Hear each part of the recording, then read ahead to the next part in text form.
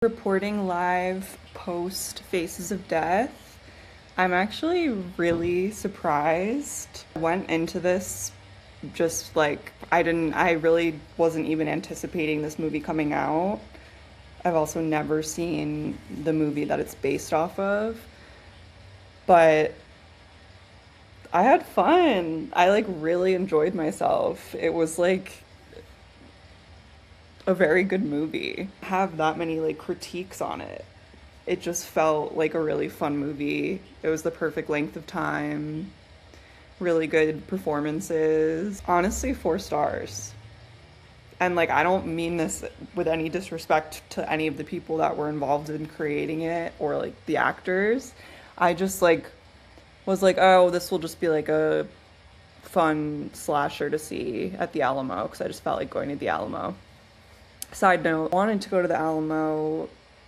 One of the reasons I wanted to go was to test their new movie theater policy. I'm a season pass holder, and one of the reasons I love the Alamo is because I don't have to worry about people being on their phones, talking, because there's nothing worse than waiting months for a movie to come out that you love, and then some idiot next to you wants to try to ruin it. But if you've ever been to a movie with me, you know I am not shy about shushing. I will shush anybody. I don't care who they are, their age. You paid for a ticket and you came to see this movie. Lock in with me. Let's watch it together. I want to have this experience with you. Alamo had servers and now they're trying to cut back on costs for servers, which is fucked. And they're making it so first they like kind of tried to phase it in. You ordered before the movie started on your phones. Now it's total ordering on your phone, even during the movie. Luckily, Faces of Death was a tiny theater and it was like the only people that were seeing it were people that like love horror and probably are fans of the original was the vibe that I was getting. It was fine. I'll have to see what it's like with like a bigger screening, but anyway, Faces of Death, there will be spoilers, so as always, spoiler warning. I was just really excited to support my girl Barbie, who opted out of Euphoria. She was one of the smart ones before this train wreck of a new season. Great actress. She really goes for it. There was shockingly, I kept remembering and then forgetting that Charlie XCX was in this movie, but I actually thought it was really cool that she did this because I know she's a huge movie lover.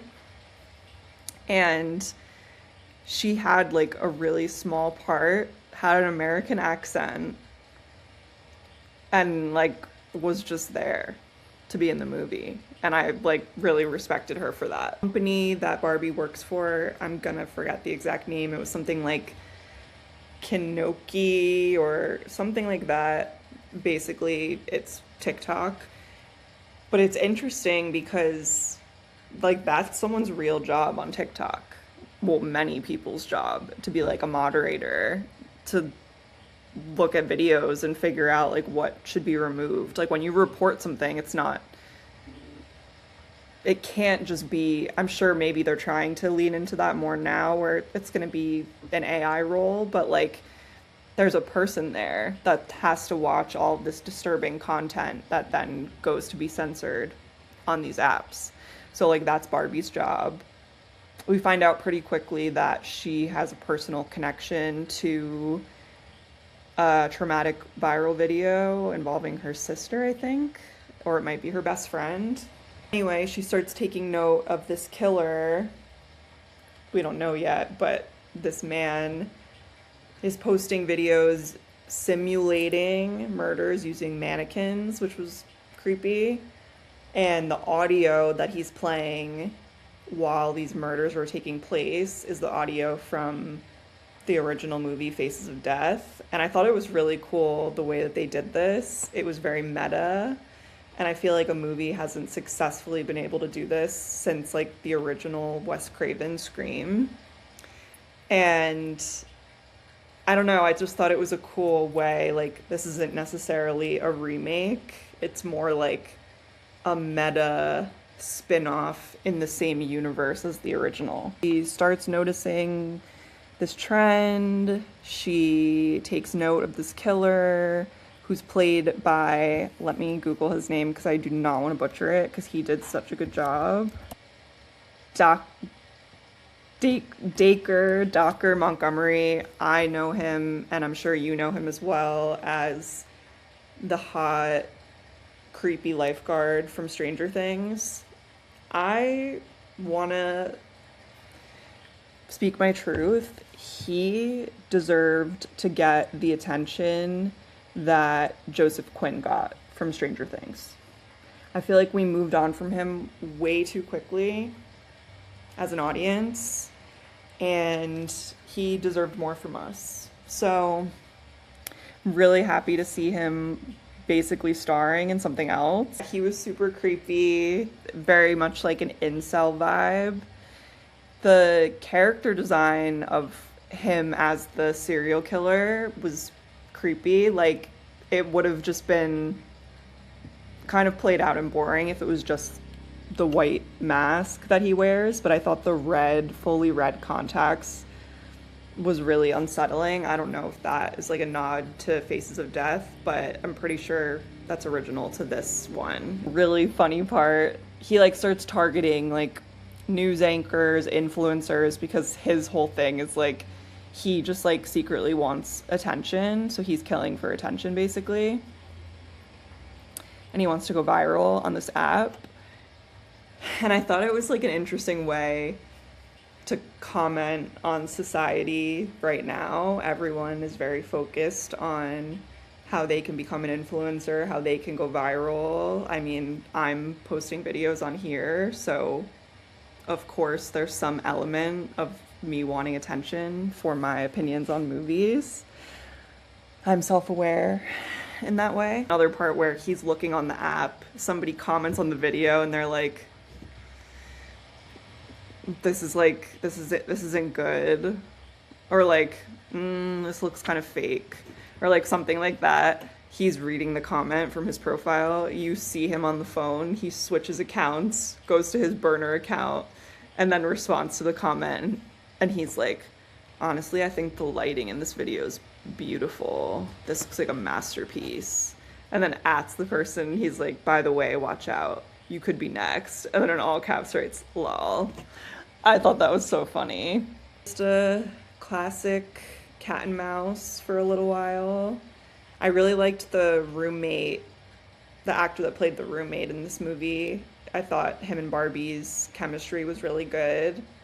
I actually had the thought, I feel like the concept I really like, because it's so rare in movies, any type of horror movie where there's a killer of some sort, it's rare that we actually get to like see their POV. Most of the time we're like following the victim the whole time, and then we're getting surprised by the killer at the same time as the victim. A movie that flips that amazingly was In a Violent Nature. That was like a phenomenal killer POV movie. I thought they did such a great job with that, and I'm really excited for the second one. But a movie that I saw this year that I was really disappointed by was Psycho Killer. And one element of that I thought was interesting, but it wasn't executed well, was how we're following the cop, and then we would switch POVs and follow the killer, and then eventually they met up and their POVs combined. And I feel like Faces of Death did that, but did it really well. So it was really satisfying because both POVs were very believable, had a different purpose, and then it made it like so much more intense when he finally gets her. Spoiler. But that's another thing I wanted to say. I feel like it was really creepy they had this moment where there was like a split screen and it showed Barbie and the roommate on Reddit asking people to help find the IP address of the person that's posting these videos because they want to find out his identity. And then the other side of the split screen is him sending her a DM on Reddit, a fake link for her to click on so then he can get her address. And then you see him like look her up in his work database. He finds her address, puts it into maps, sees, oh, it'll take me 7 hours to drive to Louisiana from Florida.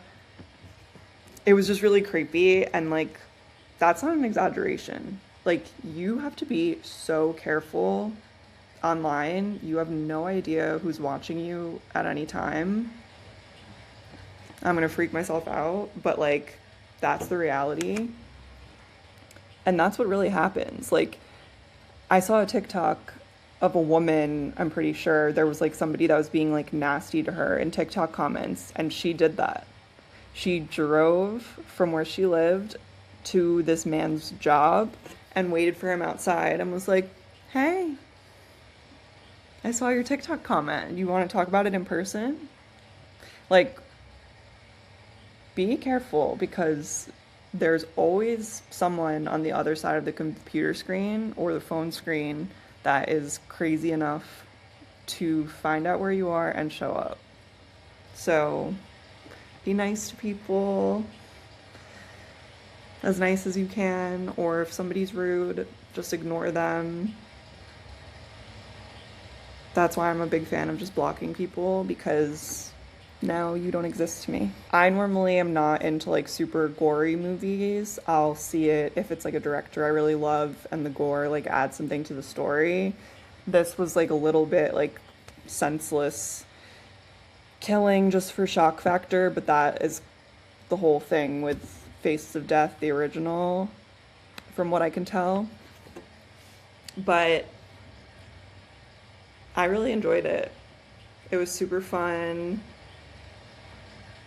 It was fun. It's always fun to like go into a movie and not really know that much about it. And if it's a genre you like, you know, at least you'll enjoy yourself to a certain extent, no matter what. That's the one thing I want to talk about. Yes, I loved it. It was a great movie. When she gets the influencer free, and then she says, hold on, I have to get evidence. Babe, if you don't put that damn hard drive down and run out of that house, it all happened the way that it was meant to, but don't piss me off. And I know that that was written into the script just to piss me off. So you achieved your goal. Thanks for watching. Next week is Mummy Week. Can't wait. If you saw Faces of Death, let me know what you thought. If you saw the original, if you're a fan of the original, let me know. If you are annoyed that they even made this movie because you love the original, let me know. I want to hear all your thoughts. I love to talk about movies. And yeah, thanks for watching.